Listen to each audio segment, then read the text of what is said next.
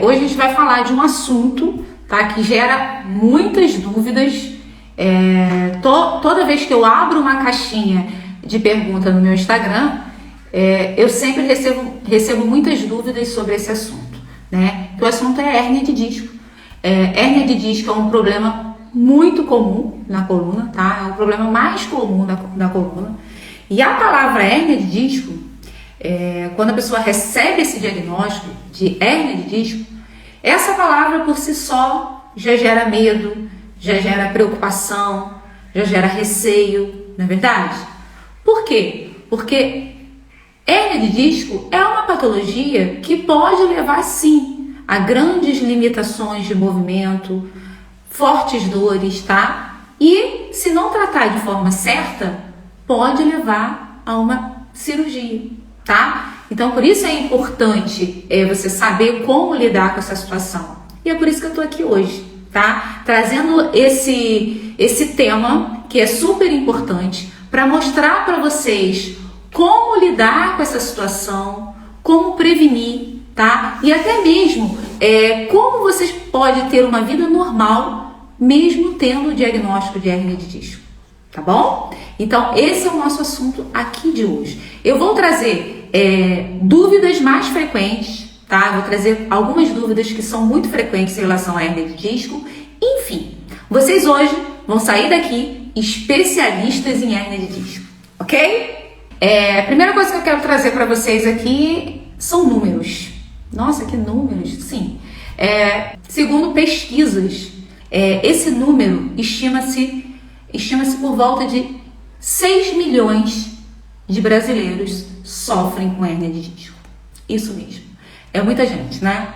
E essa situação é tão comum, né? E tão agravante que o que acontece? Antes do Covid, essa era a principal doença, estava na top, uma das principais doenças no ranking de afastamento do trabalho, tá? A hérnia de disco era uma doença que mais gerava afastamento do trabalho, mais auxílio de doença, tá? Pelo fato de que, por ser uma patologia que realmente gera limitação de movimentos, gera muita dor e incapacidade física, tá? Então, quando não tratada de forma correta, ela gera incapacidade física, ao ponto da pessoa precisar realmente de pedir o afastamento do trabalho, por conta das dores, tá? Então, para a gente começar a entender sobre esse assunto, já que eu trouxe esses números e vocês veem que são números altos, vocês precisam entender como lidar com essa situação. E aí eu trouxe aqui uma companhia muito especial. Para quem não conhece, é a minha companhia de algumas aulas que eu dou, que é a minha Julieta. Quem não conhece a minha Julieta ainda, essa é a minha Julieta. E eu trouxe aqui para vocês hoje, nessa aula, né, para que vocês entendam o que é hérnia de disco e entendam como que vocês vão lidar com essa situação, tá? Para ficar de uma maneira mais didática possível para vocês, ok? Então vamos lá. Olha só, se vocês observarem aqui na minha Julieta, ó, a coluna, ela é formada de vértebras, tá? Se vocês observarem aqui, ó, existem várias vértebras, tá? E entre as vértebras tem os discos intervertebrais. Isso mesmo, ó. Esses pontos branquinhos aqui, ó, entre uma vértebra e outra, são os discos intervertebrais, tá? E se vocês observarem, eu vou chegar de pertinho, ó. Se vocês observarem, existem discos mais finos e discos mais grossos, tá? Aqui, ó, na cervical, tá? Aqui na cervical, os discos, eles são mais finos, tá? Eles são mais fininhos, menos volumosos. E aqui embaixo, se vocês observarem, ó, conforme vai abaixando na região torácica, ele vai ficando um pouquinho mais volumoso. E aqui na região lombar, olha só, eles são mais grossos, mais volumosos, tá? E na aula passada, né, para quem assistiu a live passada, eu mostrei que a coluna, ela é móvel e flexível. Por que ela é móvel e flexível? Por causa disso aqui, ó, essa estrutura das vértebras, elas não são coladas umas na outras, tá vendo? Ó, elas não são coladas uma na outra. Por isso é que elas têm essa função, tá? Essa característica de ser móvel, porque elas não são coladas. Entre elas estão os discos intervertebrais. Entenderam? Tá? Então, qual é a composição desses discos? Dentro dos discos, os discos são compostos de 80% de água, tá? Isso mesmo. Dentro deles, 80% eles são compostos de água. Por quê? Porque a principal função dele é de amortecimento, tá? Ele tem que fazer essa função de amortecimento para que não haja o contato entre uma vértebra e outra. Porque se ele não tivesse essa função de amortecimento, a vértebra ia ter contato uma com a outra. Então, por isso que ele tem mais água, tá? A composição dele é basicamente composta de água. E o disco, ele é de que forma? O disco, dentro dele, tem um núcleo, que é chamado de núcleo pulposo, tá? Esse núcleo, ele contém mais água ainda, ele é mais gelatinoso, ele é mais molinho, tá? Se você parar para analisar um ovo, tá? Quando a gente quebra um ovo assim, né? E ali tá a gema, no meio do ovo tá a gema, é como se fosse um núcleo no nosso disco, tá? E em volta tá o quê? A clara. Então a clara é como se fosse uma proteção, né? É a proteção da gema para ela não estourar, vamos dizer assim. E dentro do nosso disco tem o quê? Tem um núcleo e em volta dele tem um que a gente chama de anel fibroso. Esse anel fibroso, ele também é composto de água, só que ele é mais firme. Ele dá estabilidade ali pro disco.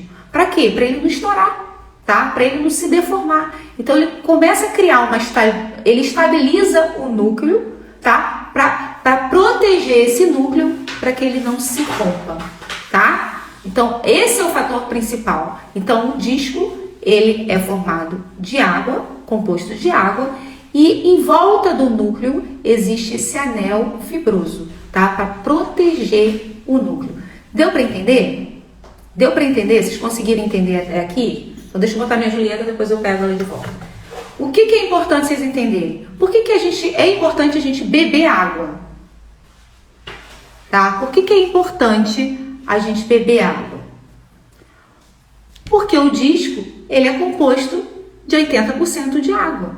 Então, à medida que a gente se hidrata, né? À medida que a gente se hidrata, quer dizer, doutora, que quando a gente bebe água, a gente precisa beber água porque diretamente quando a gente bebe água, essa água vai para o disco? Não, não é assim que acontece, tá? Boa noite, Cíntia. Boa noite, seja bem-vinda. Essa água não vai diretamente para o disco. É porque quando o nosso corpo se encontra desidratado, quando ele se encontra desidratado, ele acaba procurando o local onde tem mais água. E onde tem mais água é onde? No disco intervertebral. Então ele acaba roubando, né? Pegando a água do disco para suprir essa necessidade do corpo, essa falta do corpo. É como se você, por exemplo, tivesse sem dinheiro na sua conta corrente, né? Você está sem dinheiro na sua conta corrente e você precisa do dinheiro na conta corrente. Aí você vai recorrer o quê? A poupança. Se o seu dinheiro está lá na poupança, você vai retirar da poupança para colocar na conta corrente para suprir essa sua necessidade. Então é assim que acontece, né? Quando você tem uma falta de água no corpo, o que vai acontecer? O corpo vai começar a pegar essa água dos discos retirar essa água dos discos intervertebrais. E qual a região que o disco é mais volumoso? Eu mostrei aqui para vocês. É onde? É na região lombar, né? Observe que a região lombar é mais volumoso por dois motivos. Porque essa região aqui é a que mais gera sobrecarga na coluna, então ele é mais volumoso para que esse amortecimento aconteça de forma mais fácil, né? Mais simples. E também quando há uma falta de água no corpo e esse corpo pega da região da coluna, a região que ele mais tira água é da lombar. Por quê? Porque o disco é mais volumoso. Então nessa região, a retirada de água é em primeiro lugar. Então, por isso que os casos de hérnia de disco mais comum é na lombar. Então, quando a gente vê casos de hérnia, é mais nessa região aqui, ó, L4, L5, L5, S1. Então, essa região aqui é a mais comum, mais propensa a ter hérnia de disco. Entenderam? Então, à medida que esse disco ele vai se desidratando, vai se desgastando, o que acontece? Como eu expliquei para vocês, né? O disco está aqui, né? Dentro do disco tem o anel, né? O anel tem o núcleo pulposo e em volta dele está o anel fibroso. E à medida que ele vai se desgastando, o que vai acontecendo? Ele vai se desidratando.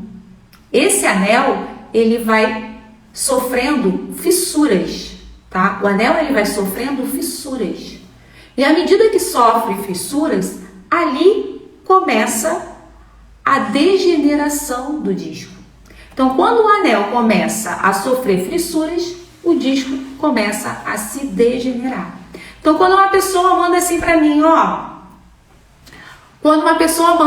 mim, doutora, eu tô com degeneração na coluna.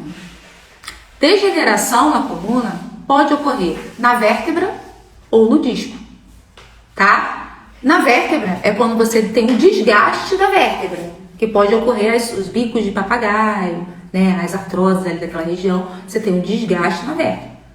Quando ocorre no disco, é a degeneração do disco, tá? Então, a degeneração do disco nada mais é que quando esse anel fibroso começa a sofrer fissuras, porque ele começa a se desidratar. Então, pensa o seguinte, veja bem, veja se vocês me entendem. Eu vou dar um exemplo aqui, vou comparar. Quando você pega um tomate fresquinho, né? Você pega um tomate fresquinho, ele tá cheio d'água, ele tá totalmente hidratado, tá? E aí você pega um tomate seco já diz, né? Ele tá desidratado. Qual a diferença de um para o outro? Um tem muita água, ele tá inteiro, bonito, né? Ele tá ali, bonito, inteirinho, cheio de água. E o outro que tá seco, ele tá mais rígido, ele tá mais duro, né? Ele diminui de tamanho, né? Então, ele diminui de tamanho. Então, é assim que acontece com o disco. À medida que ele vai se desgastando, ele vai se desidratando, ele vai diminuindo o espaço, ele vai ficando mais fino. E as fibras que envolvem, né, que é esse anel fibroso que envolve, elas começam a sofrer fissuras. Então, aí é o início do desgaste do disco intervertebral. Entenderam? Só que esse processo, né, ele vai ocorrendo, esse desgaste, a médio e longo prazo. É coisa lenta, é um processo devagar, é um processo lento que vai acontecendo. E à medida que o desgaste vai ocorrendo cada vez mais, esse anel fibroso, né, ele se rompendo as fibras, o disco ele começa a se deslocar do espaço dele, tá? Ele começa a se deslocar, que a gente chama o primeiro nível de gravidade da coluna, tá?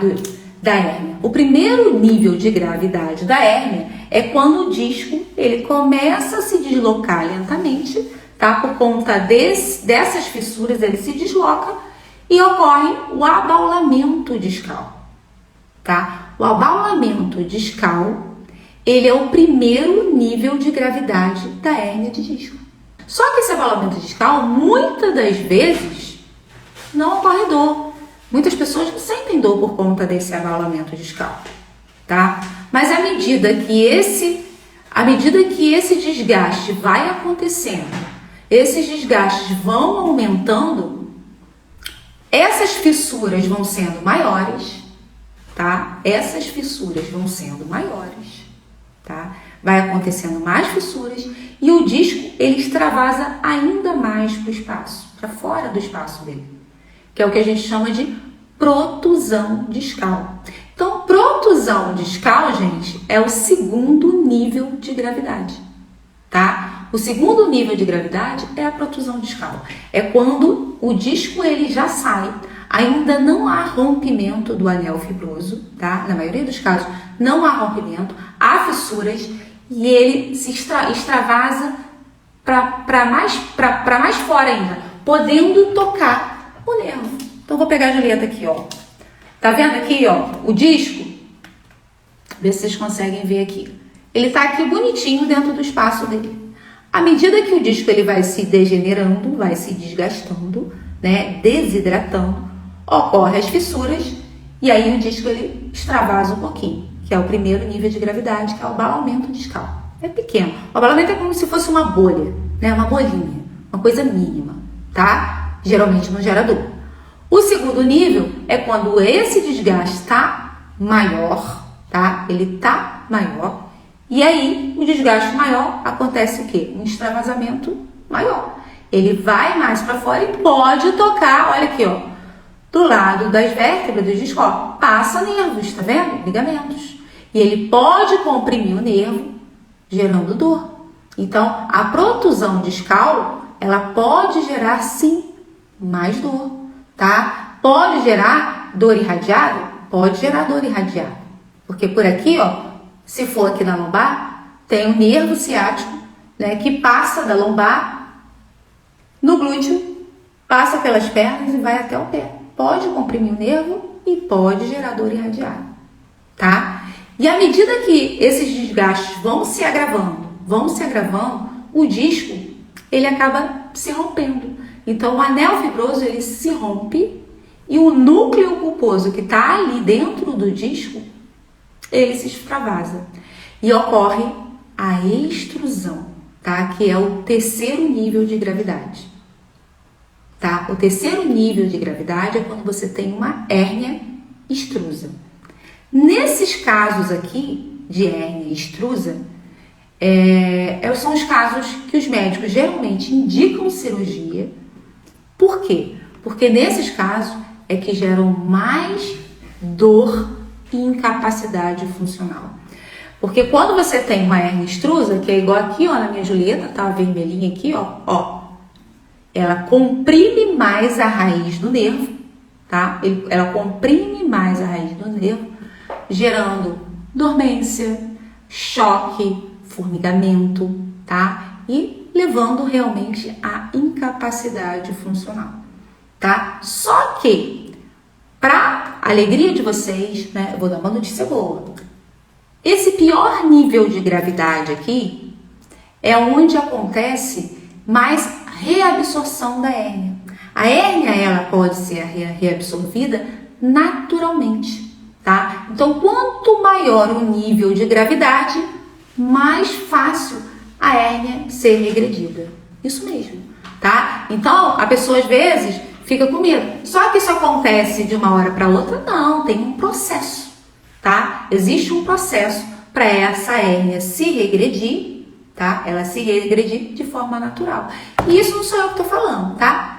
Pesquisas científicas mostram isso. Que a reabsorção da hérnia, quanto maior a hérnia, mais fácil ela é reabsorvida, ok? Só que eu não vou falar de cirurgia hoje, ok? A proposta aqui não é falar nessa aula de cirurgia. A gente vai falar depois. Numa próxima live, eu venho aqui para falar só de cirurgia, ok? Então, o terceiro nível. Então, para que vocês entendam, é importante vocês entenderem que esses desgastes dos discos, eles não acontecem de uma hora para outra. Mais de 90% dos casos, isso acontece gradualmente, tá? Gradualmente vai ocorrendo essas degenerações e aumentando o nível de gravidade da hérnia.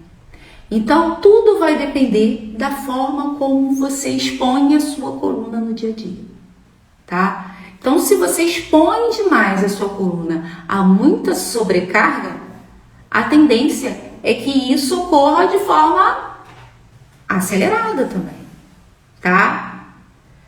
Então, existem casos específicos que as pessoas sobrecarregam demais, tá? A coluna e ocorre essa hérnia de forma mais repentina, tá? Mas claro, tem casos que acontecem de forma abrupta? Sim. Em casos de acidente, tá? Acidente automobilístico, isso pode acontecer. Em casos de trauma, por exemplo, a pessoa cai de uma laje e aí pode sim romper esse anel e o disco sair do lugar e ocorrer a hérnia ali, tá? Pode também acontecer por conta de um acidente esportivo, né? Um trauma esportivo, como foi lá no caso do Neymar. O Neymar lá na Copa, né? Ele sofreu uma pancada na coluna, lembra? A pancada na coluna. Só que ele fraturou foi a vértebra. Mas ele poderia sim ter rompido o disco e ter sofrido uma hérnia de disco naquela ocasião. Só que isso é muito raro, tá? Acontecer hérnia de disco por conta de trauma é muito mais difícil. Então a hérnia de disco, ela geralmente acontece de forma gradual, de forma lenta. Até aqui, vocês conseguiram entender? Que a hérnia, ela vai acontecendo de forma gradual. Não é de uma hora para outra, tá? À medida que você vai expondo a sua coluna de forma errada, essa hérnia pode ir se agravando sim, tá? Beleza, todo mundo entendeu. Show! Então, aí você pode estar se perguntando assim, mas doutora, como que eu sei que eu tenho hérnia de disco? Como que eu sei o nível de gravidade da minha hérnia? Como que eu posso saber disso? Como que eu posso saber disso? Através de quê? Através de exames, tá? Exames vão te mostrar se você tem realmente hérnia de disco ou não e qual o nível de gravidade. Quais são esses exames? Ressonância magnética e tomografia computadorizada, tá? Então a ressonância e a tomografia são os exames mais específicos para mostrar se realmente tem hérnia e qual o nível de gravidade que se encontra essa hérnia. Ok? Eu particularmente gosto mais da ressonância. Por quê? Porque a ressonância, ela consegue mostrar a desidratação do disco. É mais fácil de você ver. Sabe como que se vocês tiverem ressonância aí em casa de vocês vão lá dar uma olhada, tá? Vocês vão lá dar uma olhada, vocês mesmos vão olhar a ressonância de vocês. E vocês vão ver. Nós temos 23 discos na coluna, tá? E aí vocês vão olhar através do exame de imagem quando um disco já está desidratado ou não. Quando ele estiver, né? Aqui ó, já mostrei que o disco ele está entre uma vértebra e outra, certo? Então, vocês vão olhar lá na imagem de vocês veem que o disco aqui, ó, ele é clarinho, né? Ele é branquinho, porque ele é mais formado de água. Então, lá na ressonância, vocês vão olhar, né? Cada disco entre uma vértebra e outra. E cada disco, se ele tiver escuro, se ele tiver preto, é porque ele já está desidratado, tá? Às vezes acontece de você ver a imagem assim. Por fora, ele tá escuro, tá? Por fora, assim, ele tá escuro. E lá no meio você vê uma partezinha clara, uma partezinha branca. Isso quer dizer o quê? Que ele já está no processo de desidratação, tá? Em volta, na parte do anel fibroso que eu expliquei aqui, ele já começou a se desidratar e dentro dele ainda está hidratado. Dentro do anel ainda se encontra hidratado. Então é facilmente, se você pegar lá a sua ressonância, você vai ver que existem 23 discos lá, existem vários discos, e aí você vai vendo. Se todos os discos estiverem desidratados, né, você vai ver, você já vai identificar isso. Ou se só onde você tem um problema que está desidratado, tá? Vocês conseguem observar isso. E o mais importante, o que a pessoa geralmente faz quando tem um diagnóstico de hérnia de disco? A pessoa faz o quê? Ela cuida somente do local que tem a hérnia, da região que tem a hérnia. Né? Ah, se eu tenho uma hérnia na lombar, doutora, se eu tenho uma hérnia na lombar, eu vou cuidar só da lombar. Só que não é bem assim. Você tem que pensar na coluna como um todo. Os desgastes acontecem na coluna como um todo. É maior naquela região, vamos supor que você tenha na lombar. A incidência é maior porque eu já expliquei aqui, porque aqui gera mais sobrecarga. Né? Aqui você tem mais sobrecarga. Então, por isso que a incidência maior é na lombar. Mas ela pode acontecer como um todo. A desidratação pode acontecer como um todo. É mais comum na lombar e na cervical. Torácica é mais difícil você ver hérnia, tá? Mas o mais comum mesmo é na região lombar, tá? A região lombar é que mais as pessoas apresentam hérnia de disco, ok? Então, por isso que é muito importante vocês aprenderem a cuidar da coluna como um todo. Não adianta você cuidar só daquele localzinho ali. Não adianta. Por quê? Porque você alivia aquela situação, mas os outros discos desidratados vão estar propensos a se romper também e apresentar hérnia de disco. Ok? Então, por isso a importância de entender o todo e saber cuidar da maneira certa. E é para isso que eu tô aqui, tá? Então, vamos lá. E aí, vamos lá. O que acontece? A pessoa tá lá recebeu o diagnóstico de hérnia de disco, tá? E qual a maior dúvida, né? Algumas pessoas sem dor já estão sem dor e outras com dor, tá? Com muita dor. Pessoa com muita dor. E aí a pessoa sempre fica naquele receio, naquele medo, naquela dúvida. O que eu posso fazer, doutora? O que eu não posso fazer? Gente, eu recebo essas dúvidas quase que diariamente. Podem acreditar, quase que diariamente. Pode ser que alguns de vocês que estejam aqui já até me mandou uma dúvida dessa. Doutora, eu tenho hérnia de disco na L3, L4, na L5, S1, enfim. Eu tenho hérnia de disco em tal lugar. Eu posso fazer musculação? Posso fazer funcional? Posso fazer crossfit? Pilates, posso fazer? Enfim, essa é a grande dúvida, né? As pessoas que têm hérnia de disco, elas não têm conhecimento, né? Elas não têm o conhecimento do que pode e do que não pode fazer, né? Elas ficam sempre naquele receio. Por quê? Porque sabem que é uma patologia que pode se agravar e aí elas começam a ficar com medo, né? Medo do que fazer e se fizer coisa errada. É verdade? Cíntia me perguntou aí, ó. Já falei, tem alguém que me perguntou aqui, ó. Cíntia já me mandou uma mensagem me perguntando, para vocês verem que eu não estou mentindo, né? Então aqui, o que acontece? O que vocês precisam entender que o que vai determinar o que vocês podem e o que vocês não podem fazer é o quanto a coluna está protegida ou não, tá? Como assim, doutora? Isso mesmo. O que vai determinar se você vai poder fazer musculação, se você vai poder fazer crossfit, se você vai poder correr, se você vai poder fazer, sei lá, hidroginástica, o que for, o que você quer fazer, andar de bicicleta, tá? Vai ser o quão a sua coluna está protegida, tá? Se ela estiver protegida, aí sim, você pode fazer. Você está acostumada, eu estou acostumada a correr. Então, se ela já estiver protegida, você pode voltar a correr. Meu corpo está acostumado a correr, né? Então, às vezes, assim, quando eu falo em poder, é quando a pessoa, o corpo dela já está adaptado para aquilo. Às vezes a pessoa, eu quero fazer, mas nunca fez. Aí o corpo tem que se adaptar primeiro, né? Para chegar ao objetivo que você quer. Entende? Então, o que vai depender é o quanto sua coluna está protegida. E a coluna, vai eu pegar minha Julieta de volta, para vocês entenderem. E a coluna, ela é envolvida, tá? Ela é envolvida por músculos profundos. Isso mesmo. Os músculos profundos é que protegem a coluna, tá? Que são os músculos estabilizadores da coluna. Eles são estabilizadores por quê?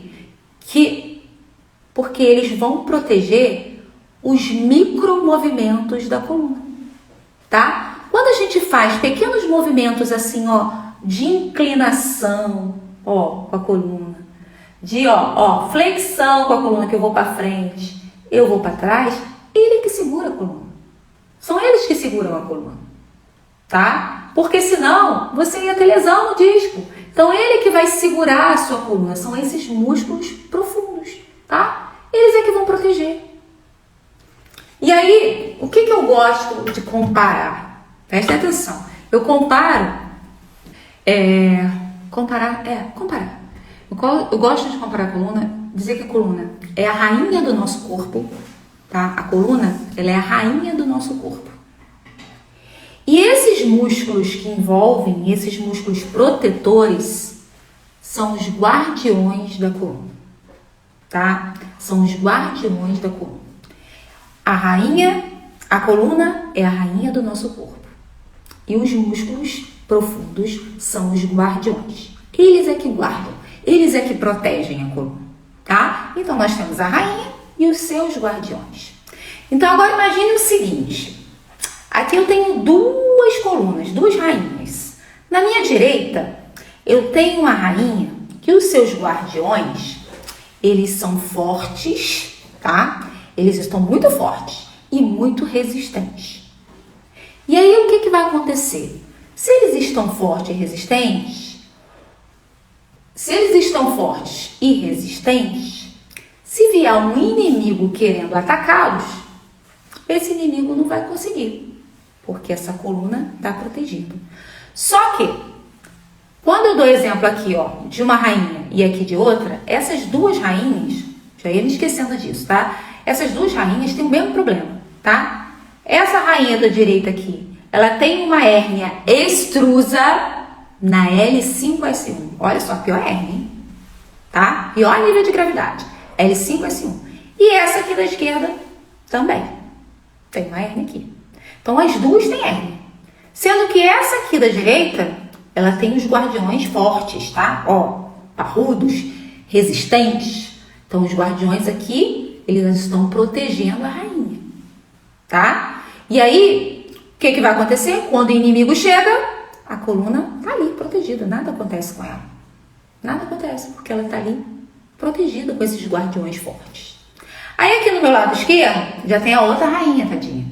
Essa rainha aqui, os guardiões já estão, ó, fracos, desnutridos. Pô, eles estão ali, coitado, não tem arma nenhuma para proteger essa rainha. Então, o que acontece? Quando os inimigos chegam ali, o que vai acontecer? Essa coluna, essa rainha é facilmente atingida, tá? Ela é facilmente atingida, ok? Então, aqui eu tenho uma rainha com os guardiões fortes. Aqui eu tenho uma rainha com os guardiões fracos, desnutridos. E aí, quem tá mais protegido? Essa aqui, certo? Essa rainha aqui, ó, tá mais protegida, ok? Então o que acontece? Vocês entenderam até aqui? Conseguiram entender essa diferença? De uma coluna forte e protegida para uma coluna fraca e desprotegida, quando esses guardiões estão fracos, a coluna está suscetível a qualquer lesão, tá? A gente costuma classificar a coluna em nível A ao nível D. Isso mesmo. Nível A ao nível D. A coluna nível D é como se fosse essa rainha daqui, ó. Tá? É como se fosse essa rainha aqui com os guardiões fracos. É uma coluna fraca, desprotegida e com muita dor. E a coluna nível A é uma coluna forte, protegida e totalmente sem dor, tá? Então, a gente sempre classifica dessa forma, tá? Isso porque o método, ele vai levar, né? O grande objetivo do método é levar a pessoa a sair dessa coluna nível D para uma coluna nível A. Esse é o objetivo do método. Tirar essa pessoa daqui para cá. Através de quê? Através de exercícios específicos, técnicas de reprogramação postural e muito mais. Mas o que eu quero que vocês entendam hoje é que é possível isso acontecer. É possível a pessoa ter uma coluna forte e protegida mesmo com hérnia de disco. Só que para isso, vocês precisam estar atento a 3 pontos importantes, tá? 3 pontos importantes. Primeiro, é pensar na estrutura da coluna, tá? É pensar na estrutura da coluna. A estrutura da coluna, como na aula passada, eu falei que a coluna precisava ser móvel e flexível para ela ser saudável, certo? Ela precisava ser móvel e flexível. Então é isso, a coluna ela precisa ser móvel e flexível. E hoje que eu tô falando aqui, ela precisa ter o quê? Resistência. Ela precisa ser mais resistente. Os músculos protetores da coluna precisam estar fortes, tá? Eles precisam estar resistentes para realmente proteger essa coluna. E o segundo ponto importante é vocês começarem a identificar o que mais gera sobrecarga na coluna. O que mais vai gerar sobrecarga nos discos, que podem aumentar esse nível de gravidade, podem acelerar essa hernia. Então vocês precisam identificar essas coisas que estão no seu dia a dia, né? O que mais gera sobrecarga, como eu falei lá na primeira live, né? Que essas coisas que estão no seu dia a dia são os inimigos da sua coluna. Então, quando você identifica, né, o seu principal inimigo, elimina ele da sua vida, ou até mesmo adapta, né? Como foi o caso lá do uso incorreto do celular, aí você já está protegendo mais essa coluna. Entendem? Então, o segundo ponto importante é esse. É vocês identificar o que mais sobrecarrega a sua coluna. Tá? E o terceiro ponto, não menos importante, é se hidratar. Isso mesmo. A gente não falou aqui a importância da água, de beber água, né? De um corpo hidratado. Porque se o corpo estiver desidratado, vai pegar a água da onde? Do disco intervertebral. E vai fazer com que esse disco se desidrate. Quanto mais o disco desidratado, mais propensão à ruptura do anel fibroso, mais acelera esse processo de hérnia de disco. Ok? Entenderam?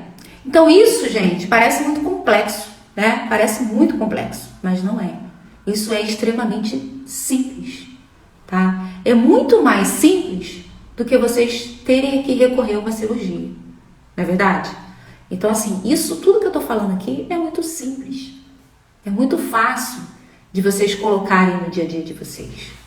E essa é a proposta, tá? É vocês começarem a cuidar da coluna da maneira certa, tá? O quanto antes possível, tá? O quanto antes vocês cuidarem da coluna de vocês, menos probabilidade a piorar a situação, essas dores aumentarem, de vocês terem talvez que recorrer a uma cirurgia, vai ser certo, tá? Então, assim, é muito importante que vocês entendam isso, ok? Fala aí, deixa eu ver o que vocês estão falando aqui, peraí.